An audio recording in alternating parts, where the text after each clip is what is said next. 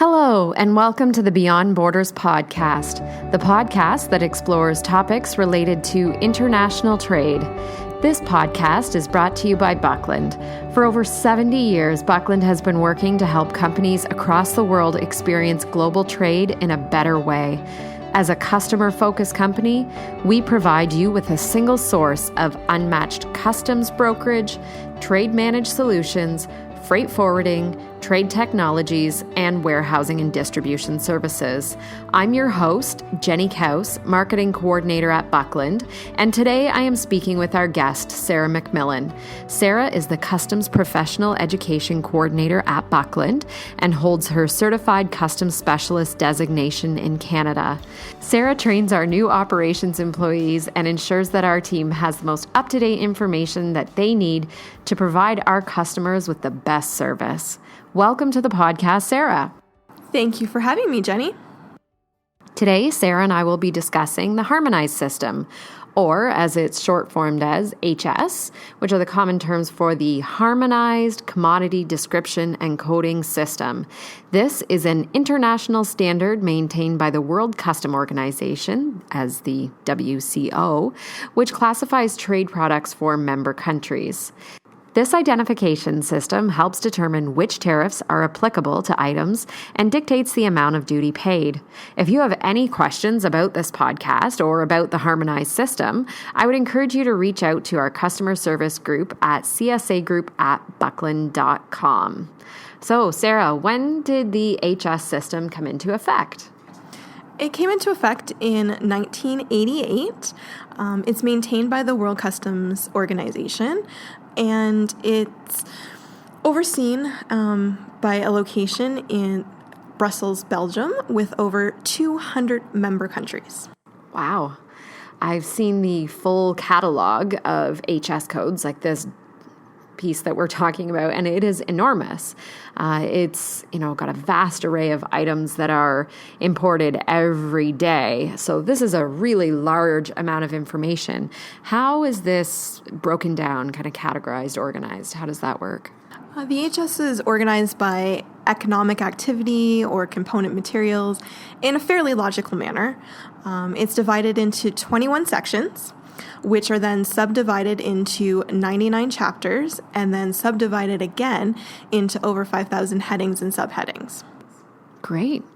It sounds like it's pretty organized. As much as it's large, it makes sense the way that they've got it separated.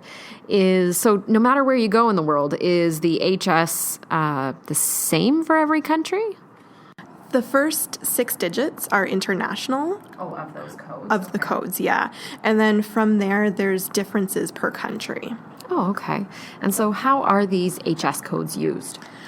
They're used by a variety of different people, anyone from customs authorities to statistical agencies, other government regulation people.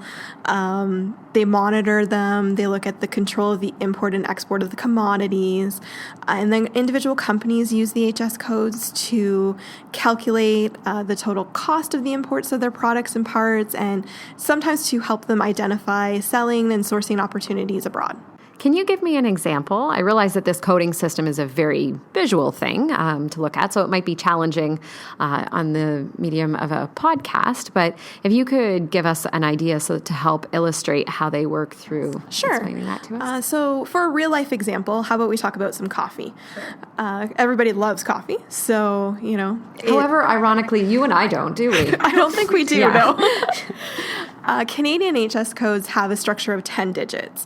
They're separated by periods. So an example for roasted certified organic coffee would be 0901.21.00.10. So the 09 is the chapter, which specifies that it is coffee, tea, mat, or spices. The heading, the 01, is coffee, whether or not it's roasted or decaffeinated, whether it's coffee husks or skins, or coffee substitute that actually contains coffee within it. The subheading, which is the 21, tells you that it's coffee that's been roasted but not decaffeinated. And then when we get to the 00, that's actually the country-specific section, which for us has no distinction at this point. Okay. And then we go on to our statistical numbers. which is the 10, and that tells us that it's coffee that's been roasted, not decaffeinated, and it is certified organic. Wow, that's really interesting. I would have assumed that for something like coffee, it would just, there would be one code for it. But it really shows the complexity of classifying these goods, that it gets very specific. And I mean, this is a great example. It's something that everybody can understand. And it shows just how detailed that gets so that they can track all of this information. It really does drill down on a lot of things, yes. So when I've seen the print version of the HS around the office of that tariff, I see that it's all divided into sections, and you spoke about that earlier. Can you talk to me about what are some of the examples of how that is organized, like what those sections are? Sure. So when we start at the beginning of the tariff, we have the least processed goods. And as we move through the sections, everything gets a little more processed. So in section 1, we have live animals and their products. And that covers chapters 1 through 5. And then if we move forward a little bit into section 4, this is where we find the prepared foods, beverages, spirits, vinegars, tobaccos, and any of their substitutes, which covers chapters 16 to 24. So it's taken those products from the live animals and made them into something.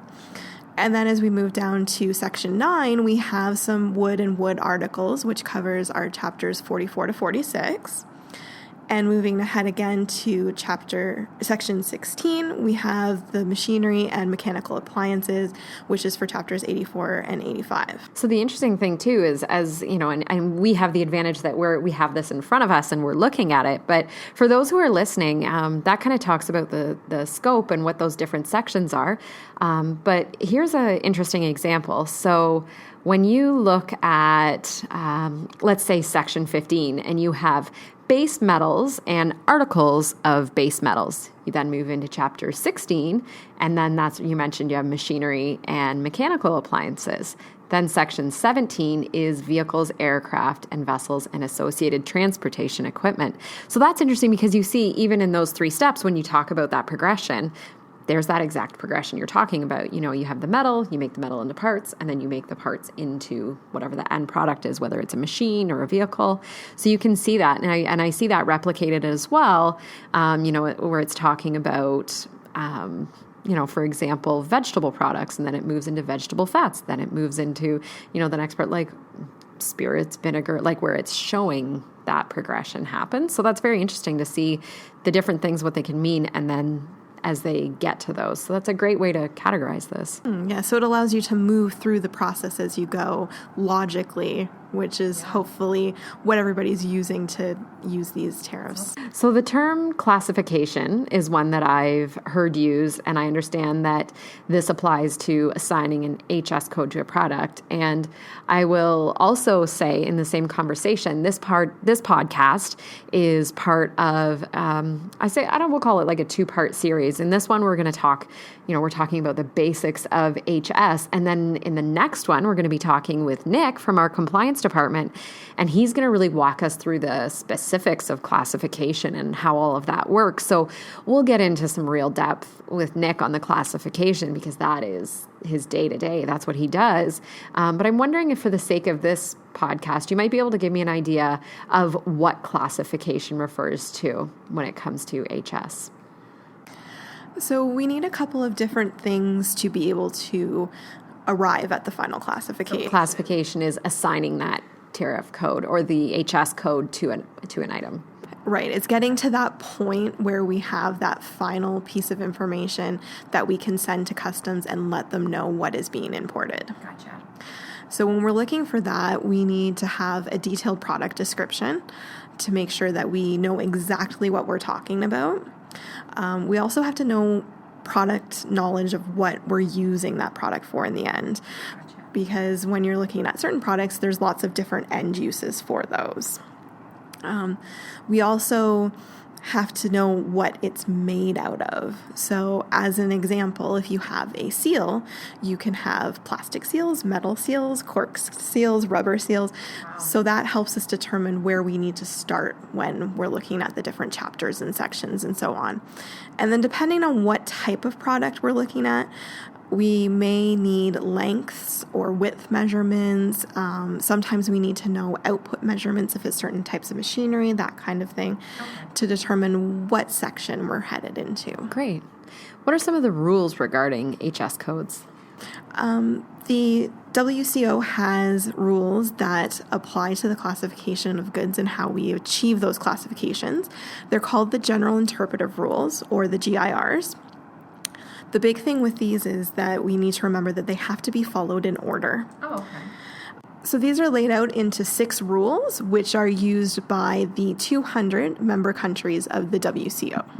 And in Canada, we also have an additional subset of 3 rules that are specific to Canadian products that we have to follow as well. So would each country kind of have their own specific rules, like you mentioned here with Canada? They all have the potential of having those. Oh, okay. Gotcha. That makes sense. Is there anything else that you can think of that we should know about the HS system before we sign off for today?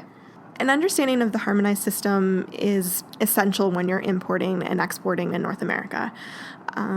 Misclassification can be considered fraud by both CBP and CBSA. So that can result in fines or the increase of importers being audited, shipments being stopped at the border. So you want to make sure that this is a process that you do understand. And one of the great things about working with a customs broker is that they have people that can help you with that. So we specifically have a department that works on that for you. That's great. And I would definitely encourage people to reach out to us at csagroup@buckland.com if you have any questions about this podcast, about the HS system in general. We have a compliance department that has a division devoted to the complexities of classification, as it's not always fully straightforward, as organized as it is. That's definitely the case when we're dealing with certain types of items that are more difficult than others, for sure. Sarah, thank you so much for taking the time to talk to me today about the harmonized system. Thank you for having me. That's the Beyond Borders podcast for today. Thank you so much for listening, and thank you to our guest, Sarah McMillan, for joining us and for sharing your expertise. If you're looking for resources related to international trade, check out buckland.com and click on Learning for downloadable resources ranging from Incoterms reference charts, tips for avoiding border delays, things to keep in mind when choosing a broker, and more. We even have a presentation about the harmonized system that you can download.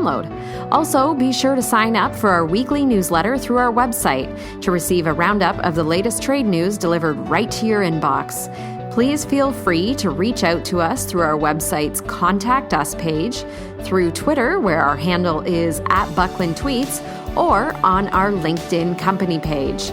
Thank you for listening to the Beyond Borders podcast, and be sure to tune in again and subscribe for more great conversations about importing, exporting, and everything else in the world of logistics and international trade.